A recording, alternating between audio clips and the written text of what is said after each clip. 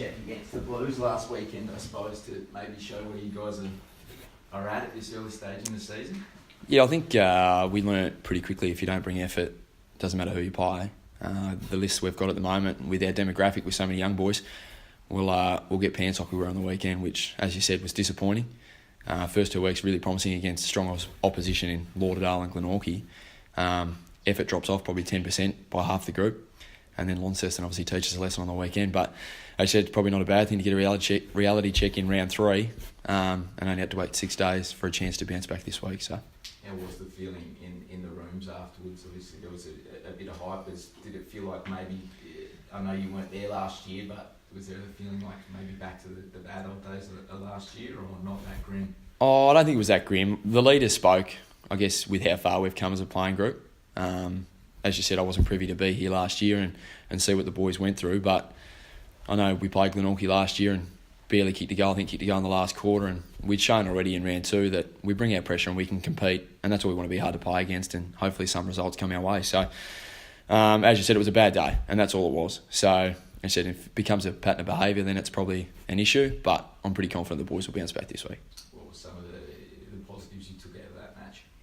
Oh, I thought Nathan McCulloch stood up, Hugh Williams stood up, and a few guys probably come of age, young Angus Norton as well. So really with probably only 6 players playing to, I guess, the best of their ability and carrying the rest of the group, I think it set the scene for other blokes that they need to jump on board. And I think Bear set a precedence after the game that if you're not willing to put your body on the line and have a crack, you won't play. But coming up against forwards like Thorpe, who have the ability to sort of tear the game apart, is that potentially an issue for you guys this year, having someone to match up on that experience and that bigger body down forward like him? I think Bailey Walker is a young kid who last year he had the better of Thorpe. The practice game when we played Lonnie up there, he had the better of Thorpe. So if we don't bring midfield pressure or forward pressure and the ball comes in as easy as it did, good luck to anyone trying to stop a player of Mitch Thorpe's quality. So I'm not too concerned. Like I said, Bailey Walker one-on-one contests against key position players, I back him in every day of the week. But if we're not helping him out with pressure up the ground, well, good luck. Cole, obviously you're missing him quite severely on the field. He brings that leadership, that experience. When are you hoping to see him back? Hopefully as soon as possible. As you said, Cole's body's just not holding up at the moment, which I guess, with the amount of injuries he's had and the way it's happened, get close to playing or finally start playing and then it happen again, does become quite frustrating. So he's taking a bit of time away from the club, and I know he went away with his partner and stuff. So, his main thing is he comes back refreshed and I guess, invested and ready to go again and feels like he can give us, I guess, 100%. And as you said, hopefully that's sooner rather than later. Always an interesting matchup with the Tigers and you guys. What have you made of their season so far? And I guess it's going to be a real battle of the midfields this weekend, isn't it? Oh, I think definitely, and we've been impressed. Like, we've obviously watched their footage pretty closely, and they've been a little bit like us, I reckon, in terms of they've competed against some good sides. Obviously playing North Lonnie, so that's a game that we watched pretty closely. And then played Lauderdale on the weekend. You got the 2 grand finalists from last year, and they've held their own for long periods of time. So, as you said, the midfield, I guess you could say, is probably where it's going to be won and lost. I know we're going to have our hands full going down there on Friday, so we're looking forward to it. As you said, coming off a loss like we did, we can only focus on what we need to do and go in and have a crack. Any outs after the weekend? Not 100% sure. Don't quote me on that. I don't think anyone's gone down. Bear's obviously going to make some changes, I would assume. The 22 that get picked, I think if they don't bring effort, they're sure to be, told about it. So, we've preached that after the weekend. It's disappointing. So, the 22 that rock up, I reckon, on Friday will be ready to go. You mentioned it was a bad day last week. Is that something that you look at closely, or is it a game you just kind of push to the back of the mind and move forward and focus on, the positives that you have shown across the first couple of weeks? We still look to positives. Like, we've got a young group. You can't, only show what they did poorly. But as I said, Bear did not miss anyone by any stretch of the imagination with their review, which I think also driven by the leaders. We didn't want to just cast it aside. Yeah, it was a bad week. We put it behind us after the review, but there were certainly some things that had to be shown. But like any game too, there's a lot of positives for some guys to take out of it. Is there a feeling that a win this weekend is important?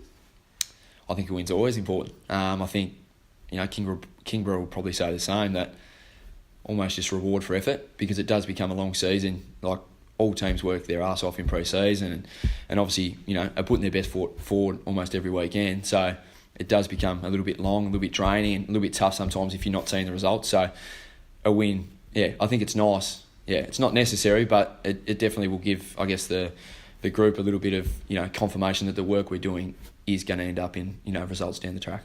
You can look at that game two ways. Some positives, 26-point loss to the last year's runner-up, or disappointing given the list you guys have got this year. That was a winnable match. Which way did you tell it to the group after that game? Probably a little bit of both. Like Sam said, you have every week's a tough week in this competition, so there's no gimmies, which is a good thing. So when you look at it on paper, playing North Lonnie and Lauderdale, the last year's grand finalists or the last 2 years' grand finalists, so that's a pretty tough draw. So, but that's good, and we don't shy away from that. So, yes, we wanted to go down. We'd love to be sitting here 2-0, but we weren't. There's some positives. There's a lot of good things to work on. She was a pretty tough game on Saturday. A lot of stoppages, a bit of wind, and down on their ground, Lauderdale play it so well. They just grinded us away, and we learnt some good lessons out of that and things which we can take into the next portion of the season, starting on Friday. Quality side this year. What lessons did you take out of that game? I think probably they took us out of our shape a little bit, and we couldn't exit the ball out of stoppages the way we wanted to, or the way we'd like to, or have trained. I think the learning we took that our back line's pretty good. They were under the pump. They did a lot of work. At most of our high possession winners are in the back line because that's where the ball was, but they stood up. In their matchups, and probably finishing as well. It was a pretty tough day. Tough for forwards entries with, the breeze going. Traditionally, it goes one way down there. It was going across the ground, so makes it hard. So, forwards get frustrated at times, but, we'll tidy that up as we go. We spoke with Sam about it then, but how much would you be relying on that star power you're boasting in the midfield this Friday night?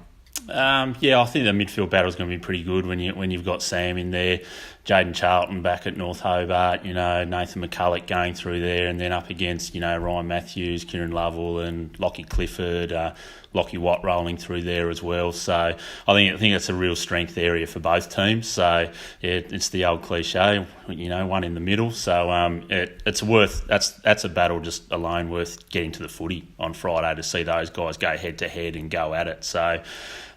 If we can, and that was probably a bit of an issue for us on Saturday, we really got hurt out of centre bounces, and they got first hands on ball a lot and won that territory battle, and we were chasing tail for a lot. So, boys have looked at that and worked on that during the week, and hopefully we can put it into practice. Be a great battle to watch. No offence to North Hobart, but probably your best chance of a win this season, given the quality that you're now boasting in your list. You've got Mick Paul in the forward line, Kieran in the midfield. Are you feeling any pressure from within the club to notch up a win? Like it's time to pull your finger out and show the competition what we've got? No, not really. I think the only pressure we put on is on ourselves to perform well and to keep improving. I suppose holistically, when you look at it, yes, we've replaced some pieces, but we've also don't have the top three of our best and fairest last year. So, Mitch Carter's no longer with us, Blake Grant's at Southport, Will Campbell's sitting in the coach's box with me. So, yes, we've replaced, but, we don't have that top-up. We're still a pretty even list, and, Mick gives us a great target, Kieran wins the ball.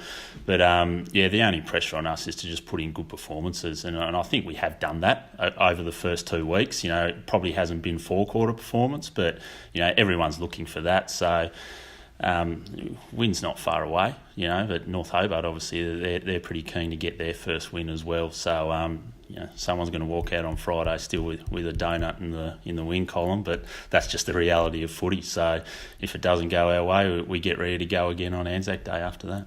Clean bill of health? It's a bit of a tough one at the moment because our main training session's tonight, so we'll go in with the same 22 and we'll name the same 22 with 4 emergencies.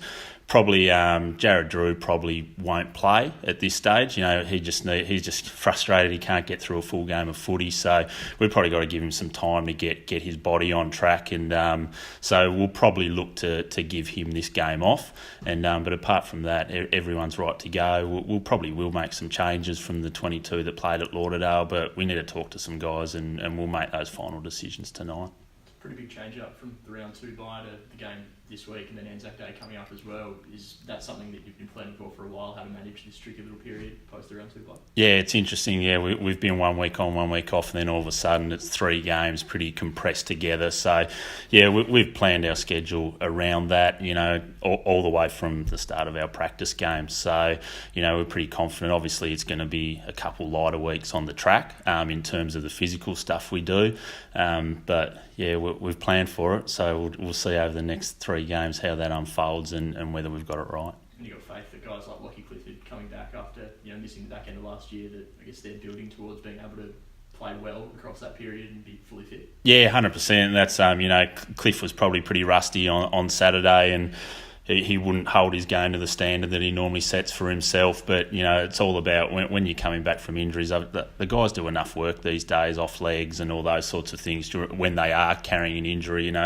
It's a pretty professional comp, and all clubs have got a really professional environment. So you're able to get those players through. And I think the best thing about it is, Cliff as one gets some continuity in his footy now, and he pulls up. He's going to pull up sore. Everyone pulls up sore, even if you're 100% when you play. So it's just good to get some games of footy in, and it feels like footy season now because we finished on Saturday and then bang, straight away you're on to the next one. So it's really good. So hopefully we can get into some nice rhythm.